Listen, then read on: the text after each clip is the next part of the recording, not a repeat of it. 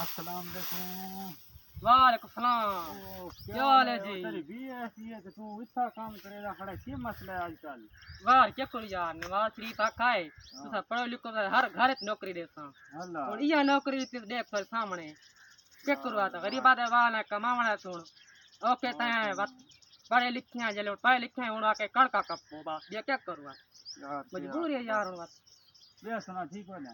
बस ठीक ही हालात है जले कड़क पे खड़े हैं अच्छा ये नौकरी सारी ठीक ठीक। पढ़े लिखे हैं देख कितने पढ़े औखे हैं सारे ये काम करे सुन पढ़े लिखे हैं किस कितने पढ़े लिखे आते ये नौकरी नवाज शरीफ लगती को आखो ना तानी यार को नौकरी छोकरी लगा दे यार। यार अगे आका ना के पढ़ो लिखो तो नौकरी तो हर घरे नौकरी दे हाँ, तो इतने औखे थे पढ़े लिखे गरीबा दे वाला है सार इनके पढ़े लिखे हैं जले पढ़े लिखे हैं तो नौकरी नहीं दी दे अच्छा हाँ ठीक तुम क्या कुआ तुम यार ठीक ठीक। ये सुना ठीक हो ना? बस ठीक है गुजारा है जस कहानी बकना को लगा नहीं ना ना। कणक लगे क्या करूँ यार बस नौकरी दींदा नहीं हम्म, कणका तो कपू सही है सही गाल यार। हाँ बस